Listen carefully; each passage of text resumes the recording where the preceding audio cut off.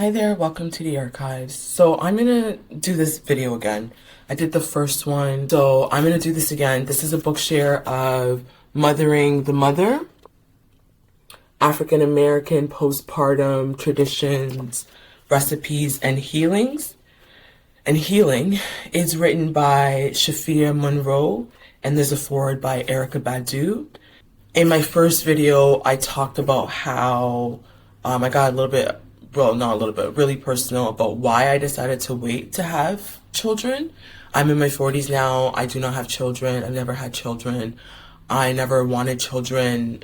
That's not true. I've wanted children, but I've never wanted to have children until I was ready. And even now at 41, I still don't feel ready to have children.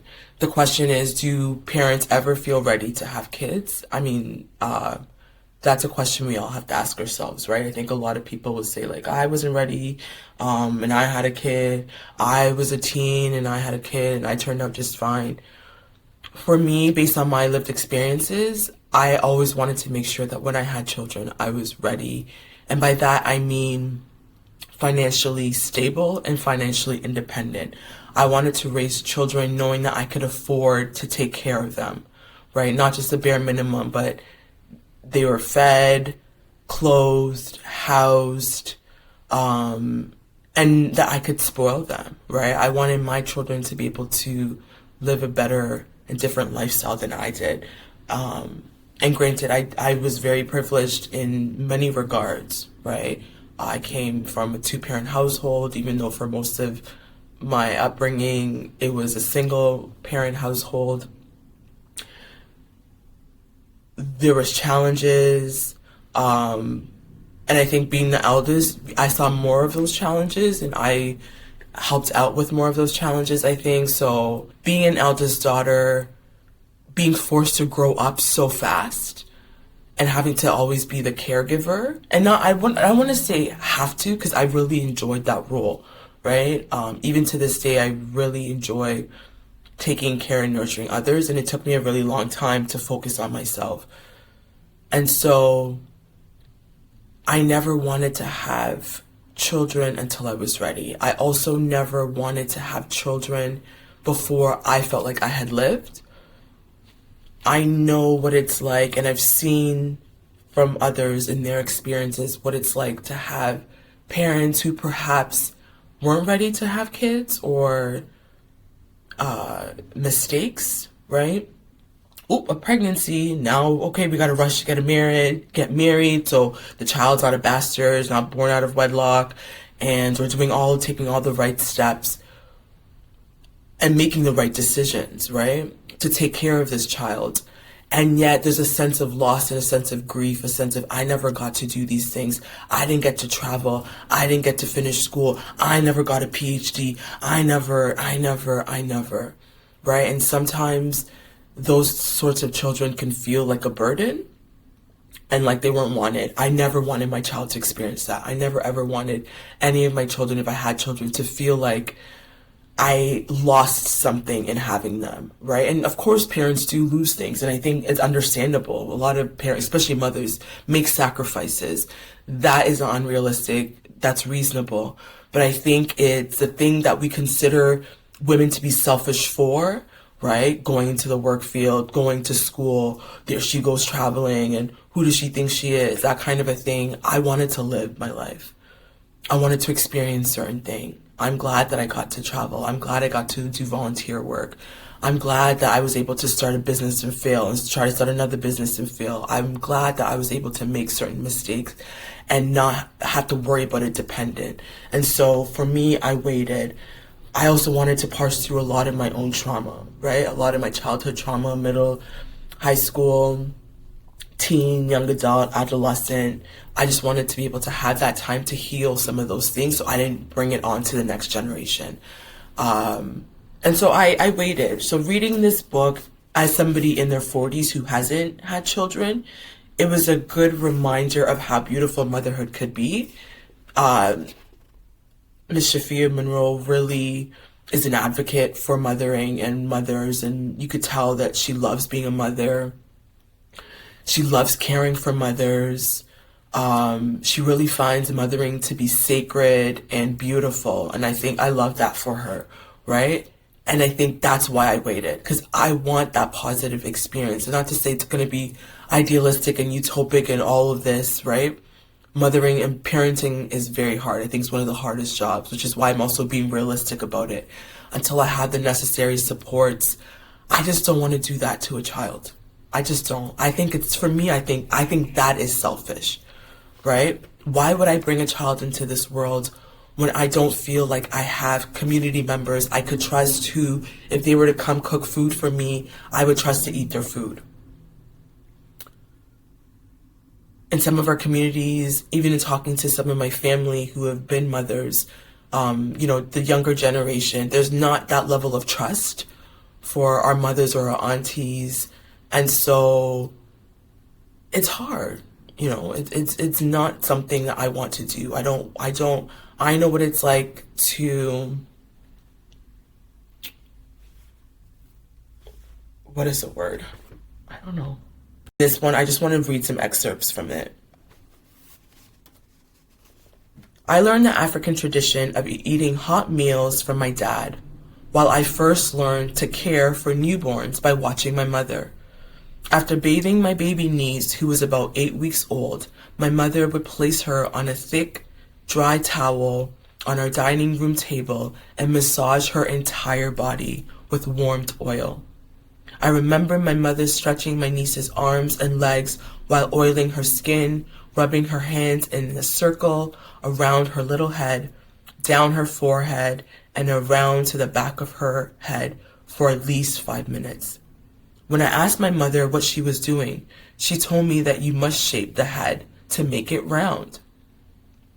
At the end of the massage, my mother would hold my niece upside down by her legs. She told me you must stretch the baby out so they will be strong-legged with good posture. During the entire ritual, my niece never cried.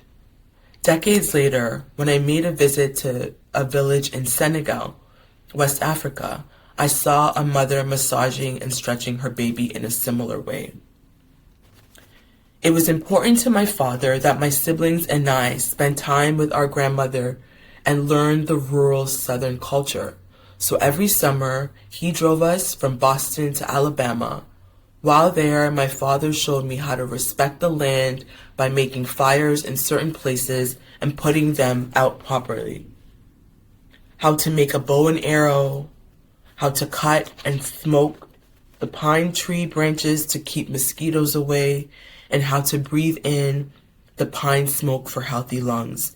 He made my cousins teach me how to saddle and ride horses, and even how to ride horseback. He taught me not to be afraid to ride through the woods, how to avoid water moccasins when swimming in the creek, how to shoot a shotgun, how to bring the cows in at night, and how to fish. He even taught me about waiting until the full moon to plant crops and cut your hair. And I read that and I think that is so beautiful, right? I'm really grateful that I was literally born right across the street from my grandparents' home. And so when my mother's postpartum, she was able to go home to her mother. And my grandfather was there, some of my mother's siblings was there, family friends, her cousins, right? In our community, everybody's an auntie and an uncle. I love that. I love being able to grow up not just in a nuclear family, right? I didn't see my father until I was 2 years old. Even still, I didn't feel like I lacked. Right? I had so many people around me as a child, and I'm so, so, so grateful. That is what I wanted for my children if I had children. So I've always known that when I have kids, even if I have them here, I wanted to always spend the first few years of their life, right? The first few years of children's lives are really important. I always knew that I wanted to spend that back home because I wanted my kids to have that sense of community, to have aunties and uncles and grandmothers, right? I can't say that I still believe in that. I think I was very immature to think that this what I just read still exists in this day and age, in 2026, where we're talking about inflation and there's so much, and there's always been so much chaos, right? That's the thing. There's always been so much chaos, but I've always had I have a very particular idea of the environment I want to be in, who I want to be surrounded by, even down to smells, the food I eat postpartum. Intuitively, I've always known I wanted to eat banku. First meal after having a child, mipe banku. Okra soup with lots of meat and fish. Very spicy. I just wanted that slime, I don't know. I made the okra with banku and near nampi and fish. Why me that's it? Next day, me put in quite and mutual. Why me that's it? Third day, I don't usually eat fufu, but me put fufu. Like those are the kind of meals that I just feel like I would want around this time. And I don't know if I could get that right now. Who's gonna come make me banku when I have a baby? Why never eat fufu amame? I don't know. Whoa. Just felt like, for me, motherhood and birthing, especially the birthing process and postpartum, it needed to be more African than what I feel like I would have if I was to have a child, right? And so in my 20s, I waited. I waited. I didn't want to have a child. Some of those traditions have been put to the side for convenience and to fit into the modern ways. People have to work, right? Husbands have to go right back to work. Partners, if they do, that's another thing. This book is primarily focused on heterosexual couples, right? So if you're a queer couple, it could apply to you in terms of the care and the community support, but it is from a heterosexual lens. But it just reminded me how much work and love and care goes into tending to mothers, especially postpartum, not just prenatal or, during the first 3 trimesters. It is a communal thing. It does take a village. And a lot of us are not surrounded by villages. And if we are in villages, there's a lot of trust issues or conflict. And so it could be hard to even trust somebody with yourself or your child, for instance. I'm sure there were people, my parents trusted me in their care, that were not trustworthy, right? I should not have been around those adults.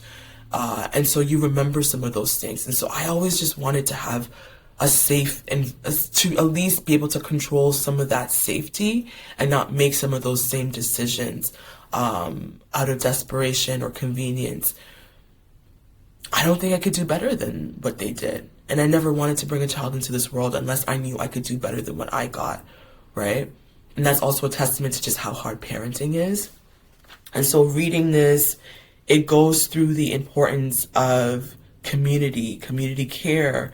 The first 42 days, importance of staying in the house before you go out. If you do go out, not letting her lift the car seat. Some of those different things, right? What this book asks for, the love and care that this book asks for mothers and fathers, for parents, postpartum, it's so rare nowadays. Because a lot of it, people would say that we're spoiling the women. Having somebody massage your feet every day, massage your back every day for 42 days would be considered spoiled. Or using somebody for their free labor. Why don't you go pay somebody to give you a massage? Why are you making your husband massage you every day? You think he's your servant. Now you're turning men into women. Now the man has to help guide her to the washroom, and he has to change the bed sheets, and he has to... I don't know, but I didn't want that. I don't know. I don't want to raise kids in an environment where just me and my babies getting the care we need rubs people the wrong way, where they think I'm being spoiled and I don't deserve to be treated well. And so why are you cooking for her? right? That's another thing. Whenever I've been sick, I'm just passing through a cold right now. Nobody came to cook for me, right? I've always taken care of myself, even when I was sick. And so this idea of being taken care of postpartum is really hard for me to grapple with. I want to believe it's possible, but do I believe it's possible for me? How? There's never been a model, right? How? You struggle to ask for help. And when you do ask for help, it lands on ears that don't care or care but cannot give you what they need because they're too far or they don't have the resources or they're over capacity themselves. And so if you are a mother, if you're thinking about motherhood, I would definitely check out this book because it points to the right way that I think we need to be in relation with postpartum mothers or parents, including fathers. So there's a prayer for fathers here. It includes taking care of the father or the partner, right? Making sure that he's also fed, again, within a heterosexual context. Prayer, the importance of prayer. That one was really hit heavy, right? Making sure that somebody's able to pray on you, lay hands on you, the laying in, just being able to spend time in bed resting. How many people get so irritated by seeing, especially Black women, just laying down? You can be sick, living with chronic pain, chronic illness. You lay down and now you're so lazy. I don't want that. Now I have a child and I need to be up and making sure I look productive for you so you don't think I'm lazy. We live in a world where I don't want to bring a child up. I don't want to experience that. I don't want anybody calling me lazy because I'm relaxing and taking care of myself and my child for the first year of our lives, of their life. And in Canada, we're lucky that we have a year of maternity leave. It's even worse in the United States. There's no value. They don't care. They're rushing you back to work, rushing you back to health, right? The way in which I've seen it, it didn't really sit well with me. I've never felt comfortable. I don't know. The idea of laying down to give birth it doesn't make sense to me. Like, don't we want to work with gravity? I always see myself having a child in a tub or squatting, right? But now you're told that's primitive and that's not the right way. And you're supposed to be eating ice chips. But I'm like, I don't want to eat ice chips because whenever I eat ice chips, that means I'm anemic. That reminds me of like, oh man, I need to check my iron levels. So if I'm eating ice chips during pregnancy, it reminds me that I might, right? And plus I don't like to be cold. And this book reminds you that like new mothers need heat. This is what intuitively, this book is exactly how I've always known I wanted postpartum. I want to be in a tub as I'm going through childbirth. I want to be in a tub afterward. I want to be able to do a yoni steam. I want to be able to have a herbal bath. And in my culture, I don't think I could do that. Not in the family I have. Because a lot of that is seen as witchcraft. You go take a bath and so now somebody on and out, right? It's just... And so I didn't want that. Because when it is I do that, I want it to be done right. I want to be able to experience this type of postpartum experience. But I don't know if that's possible for me. A lot of things that come easy to other people in my life, I've learned it doesn't come so possible.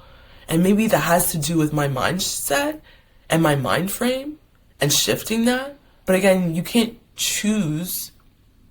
You can't. And that's where I am now, is choosing those types of people and the right type of environment. But I want to raise my children in a way that is very, very, very African. And even a lot of Africans consider that to be primitive or demonic or satanic. I don't want that.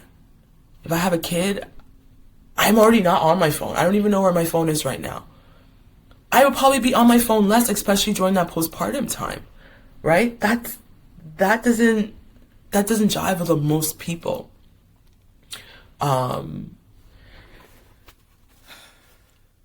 So anyways, yeah, this book is, I'm sitting with a lot of it still. Like I said, I just finished it over the weekend. I have to return it today. There's somebody in line after me to read it. And so I'm sitting with it, but it gives a lot of information. It gives you recipes. It gives you different essential, different herbs you should use, different rituals you should engage in, setting intentions, prayers, staying warm immediately after, the different oils you can use, right? What do? You have night sweats. How do you deal with sore nipples and engorgement? So I just wanted to share this book. It inspired me and also made me feel a lot of loss for what was such a beautiful tradition, postpartum, and how we've lost that, and how part of that is leading to literally our death. And see, maybe if things change, until I'm ready, I'm not. And maybe I will, and I still won't be ready. I don't think you can actually ever be prepared, but also an affirmation that the vision I have for pregnancy and for childbirth, I want it to be very easy. I don't want struggle. I don't want struggle. I was talking to somebody recently, they were like, oh yeah, and I remember I had to shovel and take the kids, and I was like, I don't want that. You want me to go shovel after I push out your kids? You shovel. Pay someone to shovel. Why am I shoveling the driveway? I don't want that. I don't want that struggle. And people think, especially as a Black woman, they think you're spoiled because you're the help. You're supposed to be doing I don't want that. And so I'm trying to create a life where if I bring a child into this world, it's a way in which I feel comfortable with, where they deserve the best. I had the financial resources to take care of them. It's like to be in this environment, all welfare and social housing and struggling to get a job. I don't want to bring a child into the world with that kind of a hot mess. And I'm completely okay with not doing it, because to me, that is love. That is an act of love. Why would I bring a child into this world so they can go through all of, I don't want that. I don't want, not to say there's not going to be struggle, but I really don't want my children to struggle as much as I did. And I didn't even, in comparison, I still grew up with a lot of privilege compared to others. And so I'm going to end it there. So this is Mothering the Mother, African American Postpartum Traditions, Recipes, and Healing by Shafia Monroe. Until next time, in solidarity.